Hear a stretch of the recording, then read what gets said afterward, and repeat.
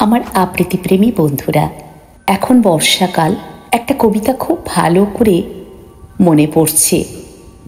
খুব ছোট্টবেলায় করেছিলাম, কিন্তু এখন আপনাদের সামনে উপস্থাপন করতে খুব ইচ্ছা হলো। ছোটদেরও এই কবিতাটাই খুব ভালো লাগবে।